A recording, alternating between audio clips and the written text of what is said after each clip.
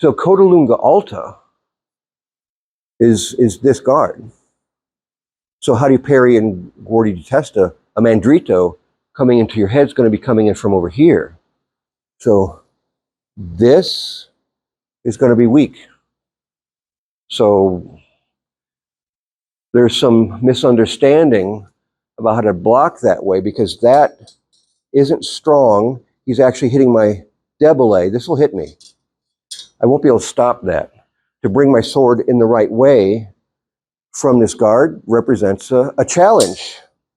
It's awkward, tight across the shoulders, and feels funky, ineffective.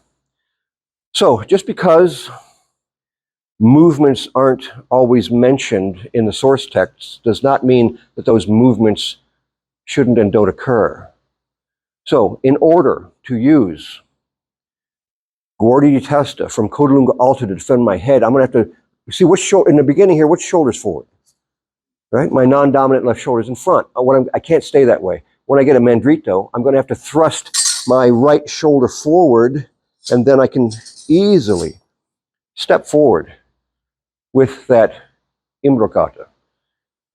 So to make a Guardia di Testa parry from Coda Lunga Alta, change the position of your shoulders so that your dominant shoulder, your sword shoulder, is the forward shoulder. You have to take your front shoulder back. So to do that, turn your foot, widen your stance and turn your foot out, and turn your rear foot to thrust your sword shoulder in front.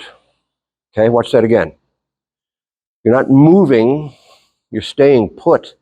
You're readjusting your feet to be able to stop that cut. It's very quick. There's no loss of tempo there. I simply turn and collects, and it says step forward, thrusting, and imbroccata. Of course, it'll turn into portaferro stretta. It comes down to this idea that whenever you use Guardia di Testa, which shoulder should be in front? Should there ever be a case where your non-dominant shoulder should be in front, parrying Guardia di Testa? No. That's what this boils down to. So yeah, I'm not taking my sword sideways. I'm bringing it forward.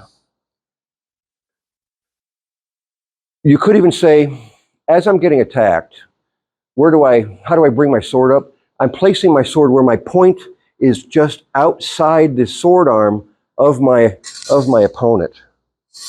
You see? Don't draw the hand back. I'm not thrusting at him. I'm turning so that he winds up collecting on my... Then the first thing he hits is my forte.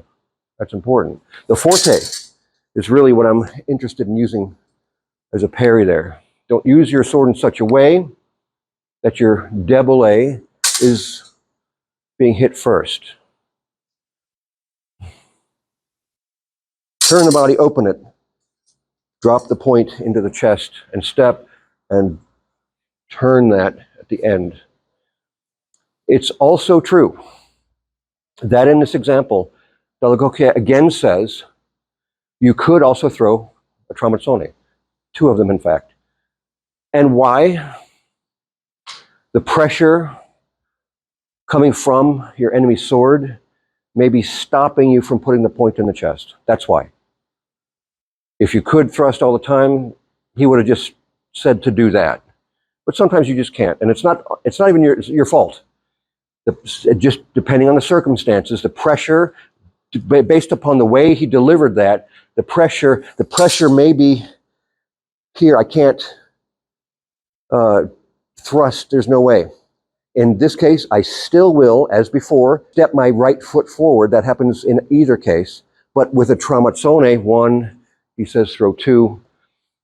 So that's the other option if you can't thrust. So my arm is straight to begin with. My arm is straight here and straight. It's in fact straight the entire time. The arm never bends. True edge goes upward.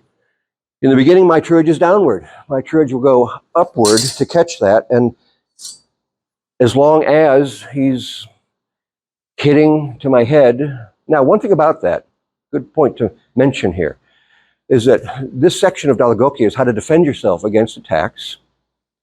Could these attacks be provocations? Well, no, not in these cases. Why? Because he already has a whole chapter on how to defend yourself against provocations, where he teaches the provocations.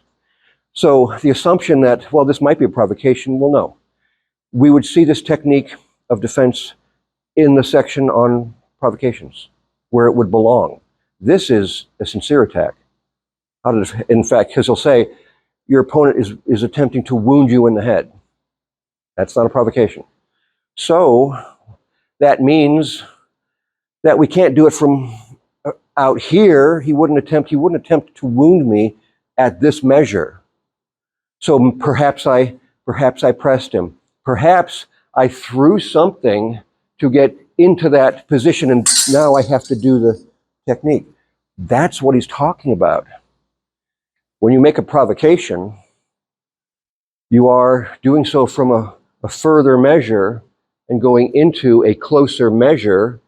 In this case, I'll be in Coda Lunga Alta. I got to be prepared. I get that attack. I need to be prepared to receive stuff immediately because I just got closer. That's what he's talking about.